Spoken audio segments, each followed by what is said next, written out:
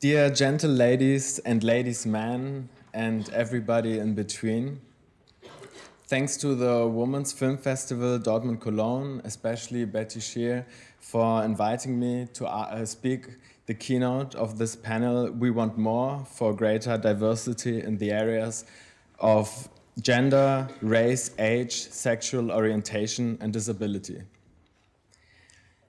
I cannot talk about diversity without talking about intersectionality. As we know that the personal is political, I will start with a personal example to get my point across. I'm a mixed-race, German-Colombia, non-binary person, and depending on different contexts, I'm confronted with different forms of oppression. I give you an example. As a teenager, I felt heavily identified with hip-hop, and still am. This was way before the recent wave of queer hip-hop like Princess Nokia and Mickey Blanco. Growing up in a small town in West Germany as a racial minority in a predominantly white society, hip-hop was speaking to me. And so I started breakdancing, where I met other post-migrant teenagers from very diverse, different ethnic backgrounds.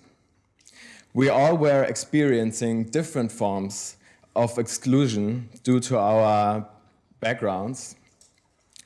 But the exclusions we were experiencing were still connected and linked through the question of race. We were all very aware that race played a very important role in our lives, and hip-hop was our rebellion. I wasn't outed back then, but I felt that my breeding queerness and my sexual orientation was not something I felt I could live out in this context, in this specific hip-hop context. It was a mostly male and heterosexual one. At the same time, I started playing in a theater group, which included mostly white, crazy, queer people of different genders. For a while, I could feel that I could really live myself, experiment my sexuality, and live my femininity. But in the creations of our theater plays, each time I brought up race, I was too much and devaluated. My voice was not heard, and my background and my positionality was not more than of some certain exoticized quality.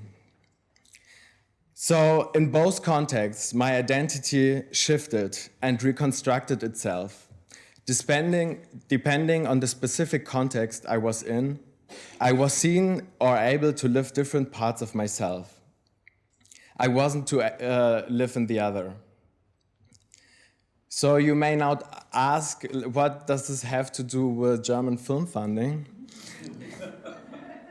So when I write a script or a treatment, my scripts are neither just queer or post-migrant. They are hybrids, are an in-between space of different crossroads. I cannot divide myself. My art and myself is always both. So when I think of applying to a specific fund, and there are not too many in Germany, and I see that the decision-making body consists mostly of white and straight people, then I'm very preoccupied. I'm very preoccupied to how to penetrate my film, my peripheric art, which is for me a crossroad of intersecting aesthetics and of an intersecting identity, to this homogenic, white, straight funding body. This emotional labor always makes me think of Frantz Fanon's book, Black Skins, White Masks. So I'm more worried about this relationship and how I will be seen than just making my art.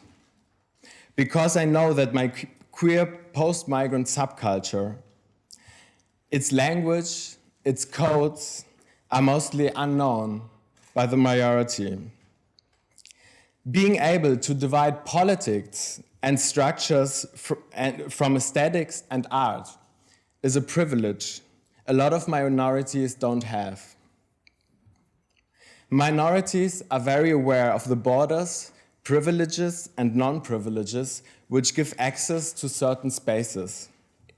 To walk into a space and to know that you will be seen, understood, and visible is a privilege. So as long as decision-making bodies in German film funding and their structures remain as closeted and continue to be homogenized as they are, people of color and queers need to create art which needs to assimilate, rather than just be. My specificity is very different from the one of a black woman or a disabled person or a poor person, and we could extend this list. And only through learning to understand the oppressions of others, we will be able to be an ally, a real ally to each other, and not just the projections of each. It is not enough that POCs and queers get funded. Till queers, POCs, and disabled poor and black people and old people are not part of the decision-making bodies of German film funding, our voices will not be heard and will continue to be invisible, masked, speechless, a continuation of patriarchal colonial patterns, because I would rather not stand here today, but just make my art. Thank you.